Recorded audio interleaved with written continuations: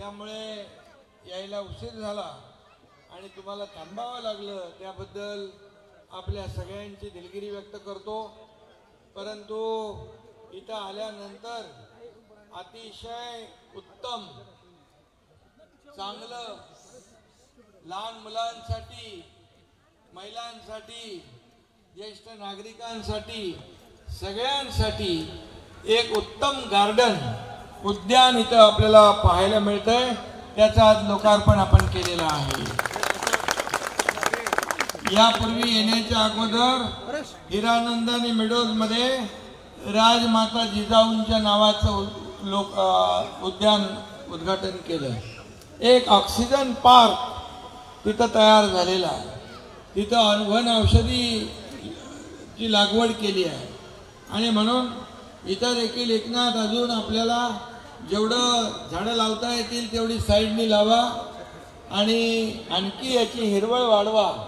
आणि आतमध्ये आल्यानंतर असं एक कुठला एरिया घ्या, तिथे असं जंगल वाटलं पाहिजे, अर्बन फॉरेस्ट। लोकांना वाटलं पाहिजे शहरात जंगल, डोंगरात गावात जंगल असतं पण शहरात जंगल।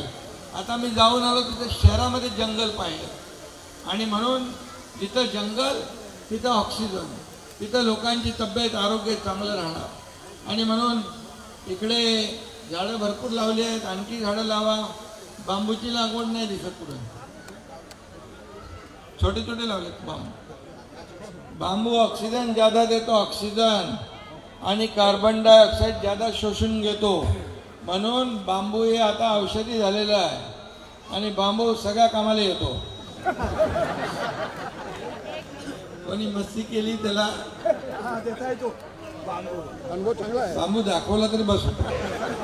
त्यामुळे बांबू गमतीचा भाग जाऊ द्या, पण बांबूमुळे आता आपण रत्नागिरीचं एअरपोर्ट जे आहे ना ते बांबूपासून करतो। एअरपोर्ट बांबूपासून, बांबूला आता आपण उद्योगाचा दर्जा दिलेला आहे। आणि म्हणून या ठिकाणी मी आता आयुक्त आपल्याबरोबर होते, गेल्या वर्षी मी त्यांना सांगितलं 2 लाख झाडं लावा, त्यांनी 2,09,000, गेल्या वर्षी 1 लाख झाडं लावा सांगितलं, 1.25 लाख झाडं लावली। या वर्षी 2 लाख झाडं लावा म्हणालो तर 2,09,000 झाडं लावली। आणि म्हणून या संपूर्ण ठाणे शहरामध्ये हिरवगार आपल्याला दिसलं पाहिजे। आणि बाजूला येऊरमध्ये आपण गेलो की बघतो ना तिथं की इथल्यापेक्षा 2-3 डिग्री टेम्परेचर कमी आहे तिकडं। का? तिकडे डोंगर तर आहेच पण मोठ्या प्रमाणावर झाडी आहे। आणि म्हणून आता सध्या कधी पण पाऊस पडतोय। ऑक्टोबरमध्ये कधी पाऊस बघितला होता? मे मध्ये कधी पाऊस बघितला होता? मेला सुरू झाला तर अजून ऑक्टोबरमध्ये चालू आहे। तिकडं मराठवाड्यात पूर आला, पूर परिस्थितीमध्ये शेतकऱ्याला देखील आपण मदत दिली, त्याच्या मागं आपण उभे राहिलो, शिवसेना त्याच्या मागं उभी राहिली, महायुती सरकार त्याच्या मागं उभी राहिली, शेतकऱ्यांच्या डोळ्याचे अश्रू आपण पुसले। आणि म्हणून या ठिकाणी आज ग्लोबल वॉर्मिंग, क्लायमेट चेंज हे जे काय पर्यावरणाचा समतोल झाला आहे त्याचा समतोल करायचा असेल तर पर्यावरणाला आपण महत्त्व दिलं पाहिजे। आणि म्हणून प्रत्येकाने एक पेड़ माँ के नाम, मोदीजी म्हणाले 1 पेड़ माँ के नाम लगा। आता तुम्ही एक विद्यार्थ्यांनी 2 झाडं लावली पाहिजे आणि ती वाढवली पाहिजे, जगवली पाहिजे। जसं तीर्थरूप ज्ञानासाहेब धर्माधिकारी प्रतिष्ठान झाडं लावण्याचं काम करते आणि झाडं वाढवण्याचं काम करते आणि तसंच काम आपल्याला करायचं आहे। आणि या ठाण्यामध्ये हे ठाणं बदलत आहे। तुम्हाला मेट्रो कुठून जातो? मेट्रो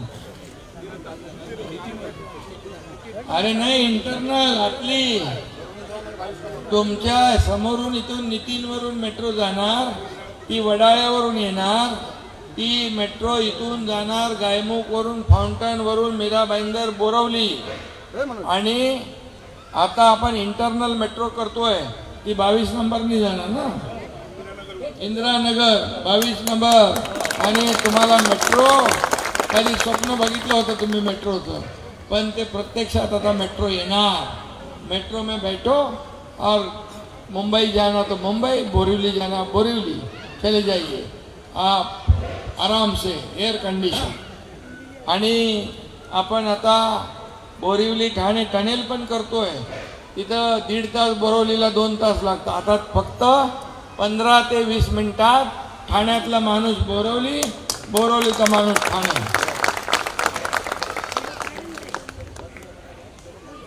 रूपादेवीला गार्डन बनतंय, सगळं क्लस्टर डेव्हलपमेंट आपण करतोय. ही सगळी झोपडपट्टी, चाळी यांचं क्लस्टर केल्यानंतर मोठे गार्डन आपण त्याच्यात करणार. त्याच्यामध्ये पार्किंग होईल, त्याच्यामध्ये क्लब हाऊस होईल, त्याच्यामध्ये खेळायला मैदान होईल, तिथं हॉस्पिटल होईल.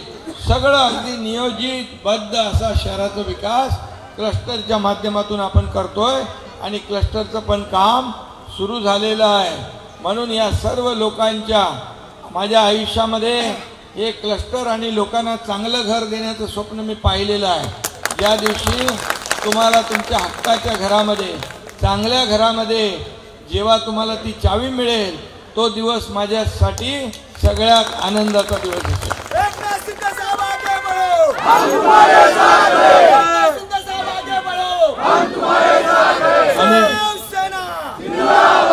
आणि 2.5 वर्षाच्या काळात अनेक प्रकल्प आपण पुढे नेले.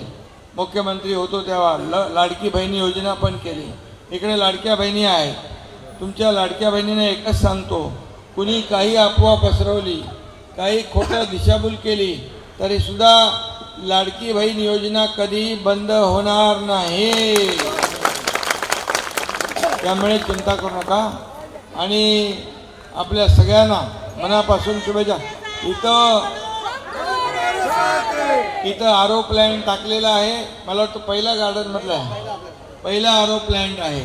लोकांना इथं येताना पिण्याचं शुद्ध पाणी मिळालं पाहिजे, यासाठी ही काळजी घेतल्याबद्दल एकनाथ भोईर यांचं मी मनापासून अभिनंदन करतो.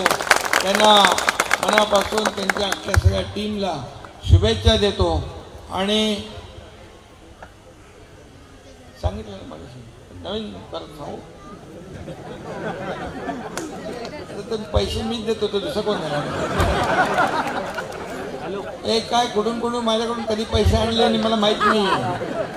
आता तिथं पण गेलो मी तर बघितलं तर 5 कोटी रुपये माझ्याकडून आणले, मला माहीतच नव्हतं. पण चांगली कामं होत आहे. योगा सेंटर आहे, योगा सेंटर आहे. लोकांचं आरोग्य तंदुरुस्त, तब्येत चांगली राहिली पाहिजे. करो योगा, करो योग, रहो निरोग.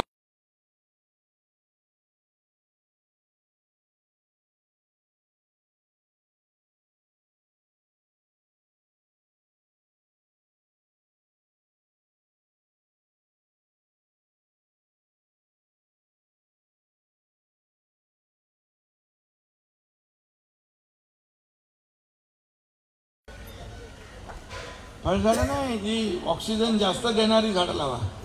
आणि म्हणून सगळ्याच लाडक्या बहिणींना, लाडक्या भावांना, लाडक्या ज्येष्ठांना सगळ्यांना सुविधा इथं उपलब्ध केलेली आहे. सगळ्यांना मी खूप खूप शुभेच्छा देतो आणि दिवाळीच्या पण खूप खूप शुभेच्छा. दिवाळी सुरू झालेली आहे, फराळ बिराळ तुम्हाला मिळाला असेल आणि आता चांगली दिवाळी साजरी करा. दिवाळीचं साहित्य भेटलं, दिवाळीचं साहित्य, हां बस, ते आपला नियम आहे. आणि म्हणून आपल्या सगळ्यांना, आपण एक कुटुंब आहोत, परिवार आहे आपला.